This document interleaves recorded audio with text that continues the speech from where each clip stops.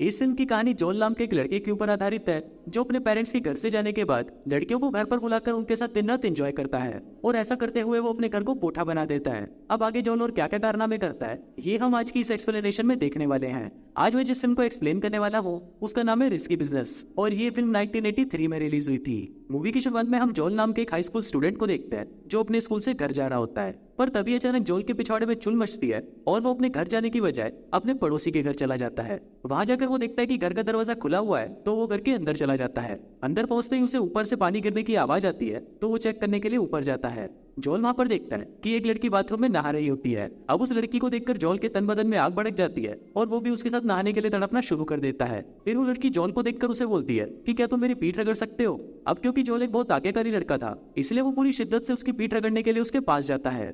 जॉल जैसे ही उस लड़की के पास पहुंचता है तो तभी उसकी नींद खुल जाती है और हम देखते हैं कि जॉल सिर्फ सपना देख रहा था। फिर शाम को जॉल अपने दोस्तों से मिलता है और वो उनके सामने लंबी लंबी फेंकना शुरू कर देता है। जॉल बोलता है कि कल रात को मैंने पड़ोस की बेबीसिटर के साथ गपागप किया। अभी बस सुनकर उसका कोई भी दोस्त उस पर विश्वास नहीं करता और सभी उस पर हंसने लगते हैं। इसके बाद जॉल अपने एक दोस्त चमन चूतिया को बताता है कि उसके पेरेंट्स कुछ दिनों के लिए शहर से बाहर जा रहे हैं। इस पर चमन चूतिया उसे बोलता है कि तुम इस मौके को बिल्कुल भी गवाना मत और रोज घर पर एक नई लड़की बुलाकर उसके साथ मजे करना।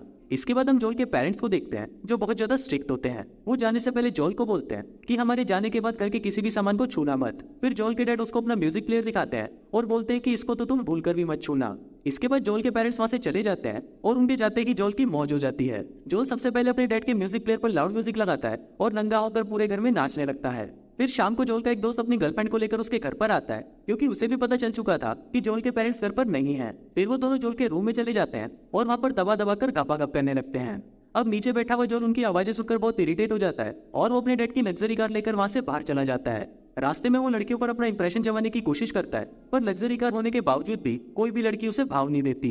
फिर अगले दिन जॉल का दोस्त चमन चूतिया उसे बताता है कि अभी तुम्हारा घर खाली है और हमें इस चीज का फायदा उठाना चाहिए। चमन चूतिया जॉल की आज की रात रंगीन करने के लिए एक लड़की बुक कर लेता है, पर जब जॉल को इस बारे में पता चलता है तो वो चमन चूतिया पर गुस्सा करने लगता है। फिर जॉल उसी नंबर पर फोन करके लड़की को कैंसिल करने की कोशिश करता है पर वो नंबर नहीं लगता। फिर रात को 8 बजे जॉल के घर की घंटी बजती है और जॉल को लगता है कि शायद वो लड़की आ चुकी है। अब जॉल के अंदर भी ठरक जागना शुरू हो जाती है, पर फिर वो जैसे ही दरवाजा खोलता है तो वो देखता है कि उसके दोस्त ने लड़की की जगह एक मीठे को बुला दिया है। अब उसको देखते ही जॉल के खड़े अरमान वापस सो जाते हैं और फिर वो गुस्से में अपने दोस्त चमन चूतिया को फोन करता है, पर इस पर चमन चूतिया उसे बोलता है कि मैं इसमें तुम्हारी कोई भी हेल्प नहीं कर सकता। फिर जॉल उस मीठे को वहां से जाने के लिए बोलता है, पर वो मीठा जाने से पहले उससे अपना सर्विस चार्ज मांगता है। अब जॉल के पास और कोई ऑप्शन नहीं था, इसलिए जो पैसे जॉल के पेरेंट्स उसको देकर गए थे वो सारे पैसे जॉल को उसे देने पड़ते हैं। अब जाते जाते वो मीठा जॉल को एक लड़की का नंबर देता है और बोलता है कि तुम इससे फोन कर लेना, ये तुम्हारे अरमानों को वापस खड़ा कर देगी।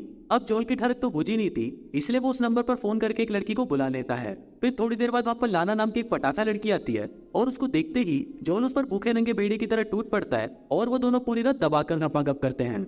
फिर अगले दिन लाना जॉल से अपने सर्विस के $300 मांगती है, पर जॉल की जेब में 1 रुपया भी नहीं होता, इसलिए वो लाना को बोलता है कि उसे पैसे लेने के लिए बैंक जाना पड़ेगा।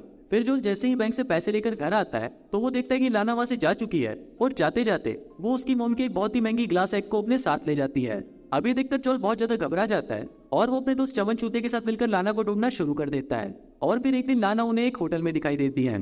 फिर लाना जॉल के पास आती है और उसे बोलती है कि मेरा मैनेजर मेरे पीछे पड़ा हुआ है, इसलिए तुम मुझे जल्दी से यहाँ से कहीं लेकर चलो। पर इस पर जॉल लाना को बोलता है कि पहले तुम मेरी मॉम का एंटी केक वापस करो, तभी मैं तुम्हारी हेल्प करूंगा। लीना उसे बोलती है कि मैं तुम्हें वो वापस कर दूंगी, पर प्लीज अभी मुझे यहाँ से लेकर चलो। फिर जॉल भी जल्दी से गाड़ी भगाकर वहां से निकल जाता है, पर लाना का मैनेजर उसका पीछा करने लगता है। अब मैनेजर से पीछे छुड़ाने के लिए जॉल बहुत तेज गाड़ी चलाता है और फाइनली वो उससे पीछा छुड़वा लेता है। जॉल लाना से पूछता है कि वो मैनेजर तुम्हारे पीछे क्यों पड़ा हुआ था। इस पर लाना उसे बोलती है कि उसने मैनेजर से कुछ पैसे उधार लिए थे और वो उसके लिए काम भी करती थी, पर उसके रूड बिहेवियर के चलते उसने उसका काम करना बंद कर दिया। फिर लाना उससे पूछते है कि क्या वो आज रात को उसके घर पर रुक सकती है, तो जॉल इसके लिए उसे हाँ बोल देता है। फिर अगले दिन जॉल को स्कूल जाना था, इसलिए वो लाना को वहां से जाने के लिए बोलता है, पर लाना उसे वहां से जाने से मना कर देती है और जॉल को बोलती है कि जब तक तुम स्कूल में हो मैं तुम्हारे घर का ध्यान रखूंगी। फिर जॉल स्कूल चला जाता है और जब वो स्कूल से वापस आता है तो वो अपने घर में से अपने एक दोस्त को बाहर निकलते हुए देखता है। जॉल उससे पूछता है कि क्या तुमने लाना के साथ गपागप तो नहीं किया। इस पर उसका दोस्त उसे बोलता है कि मैंने लाना के साथ तो नहीं, पर उसके दोस्त के साथ दबा कर किया है। फिर जोल घर के अंदर आकर लाना को बोलता है कि ये कोई भिंडी खाना नहीं है और यहाँ पर ये सब नहीं चलेगा। लाना उसे पैसे देने की भी कोशिश करती है, पर जोल उसे और उसकी दोस्त को घर से बाहर निकाल देता है। बाहर निकलते ही वहाँ पर लाना का मैनेजर आ जाता है, इसलिए वो दोनों भागकर वापस जोल के घर में आ जाती हैं। फिर वो मैनेजर जोल को धमकी देता है और बोलता है कि तुम्हें हमारे बीच में नहीं आना चाहिए, और ऐसा बोलकर वो वहाँ से चला जाता है। फिर घर के अंदर लाना जोल को बोलती है कि वो बस कुछ ही दिनों तक यहाँ पर रहेगी और उसके पेरेंट्स के आने से पहले वो यहाँ से चली जाएगी। फिर रात को जोल जब अपने रूम में बैठा होता है तो लाना उसके पास आती है और उसे उसके साथ में ड्राइव पर चलने के लिए बोलती है। फिर वो दोनों ड्राइव पर जाते हैं और वहाँ पर लाना जोल को बोलती है कि तुम्हारे दोस्त बहुत अमीर हैं और मैं भी ऐसे बहुत से लोगों को जानती हूँ, इसलिए क्यों ना हम तुम्हारे घर में एक एडल्ट क्लब का बिजनेस शुरू करें। इस पर जॉन उससे पूछता है कि तुम ये सब क्यों करती हो, तो लाना उसे बताती है कि जब वो छोटी थी तो उसके स्टेप फादर उसका फायदा उठाया करते थे, इसलिए वो उससे परेशान होकर घर से भाग गई और तभी से ही वो ये काम कर रही है। अब जोल लाना से बहुत सवाल पूछ रहा था, इसलिए लाना को ये सब कुछ अच्छा नहीं लगता और वो वहाँ से चली जाती है। अब जोल की कार एक हिल पर खड़ी थी, इसलिए वो कार अपने आप ही सड़क कर नीचे जाने लगती है। जोल उसे रोकने की बहुत कोशिश करता है, पर वो कार सीधा जाकर नदी में गिर जाती है। अब ये देखकर जोल की फटकर 64 हो जाती है, क्योंकि वो कार उसके डैड की सबसे लग्जरी कार थी। अब उस कार को रिपेयर कराने के लिए जोल को बहुत सारे पैसों की जरूरत थी, पर जोल के पास तो एक फूटी कौड़ी भी नहीं थी। अब जोल के पास कोई दूसरा ऑप्शन नहीं था, इसलिए वो लाना के पास जाता है और उसका बिजनेस प्रपोजल एक्सेप्ट कर लेता है। अब इसके बाद से ही उन दोनों की ऐश हो जाती है और वो दोनों अपने अपने कॉन्टेक्ट्स को यूज करके अपना बिजनेस शुरू कर देते हैं और जॉन के घर में कस्टमर्स और लड़कियों की भीड़ लग जाती है। उसी रात एक कॉलेज से टट्टूलाल नाम का एक आदमी जॉन का इंटरव्यू लेने उसके घर आता है।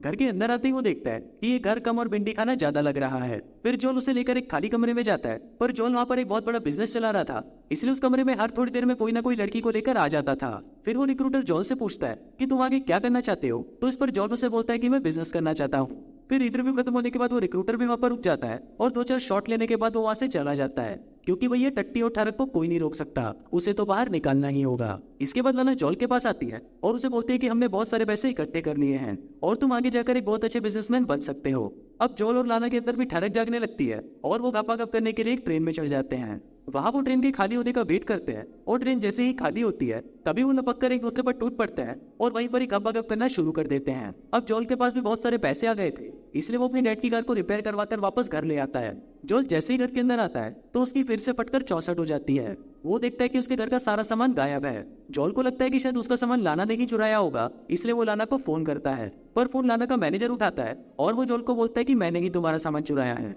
अब आज के दिन ही जॉल के पेरेंट्स भी वापस आने वाले थे, इसलिए जॉल मैनेजर से रिक्वेस्ट करता है कि वो उसका सामान वापस कर दे। फिर थोड़ी देर बाद मैनेजर सारा सामान लेकर जॉल के घर के बाहर आ जाता है और उसको बोलता है कि तुमने अपने बिजनेस से जो भी पैसे कमाए हैं वो सारे तुम मुझे दे दो। अब जॉल के पास कोई दूसरा ऑप्शन नहीं था, इसलिए वो सारे पैसे उस मैनेजर को दे देता है। फिर जॉल अपने दोस्तों के साथ मिलकर सारे फर्नीचर को वापस अपनी जगह पर सेट कर देता है। फिर थोड़ी देर बाद उसके पेरेंट्स भी घर आ जाते हैं। फिर उसकी मॉम जब घर का सारा सामान देखती है तो वो जॉल को बोलते हैं कि तुमने मेरे एंटी कंडे पर क्रैक डाल दिया है, और इस पर वो उसे बहुत ज्यादा डांटती है। फिर इसके थोड़ी देर बाद जॉल के फादर उसके पास आते हैं और उसे बोलते हैं कि जो रिक्रूटर तुम्हारा इंटरव्यू लेने आया था वो तुमसे काफी इंप्रेस हुआ है। दोस्तों यहाँ पर आपको पता ही होगा कि रिक्रूटर किस चीज से इंप्रेस हुआ है। फिल्म के लास्ट सीन में हम देखते हैं कि जॉल की मुलाकात वापस लाना से होती है और वो दोनों अपने फ्यूचर प्लान्स को डिस्कस करने लगते हैं, और इसी के साथ ही ये फिल्म यही खत्म हो जाती है।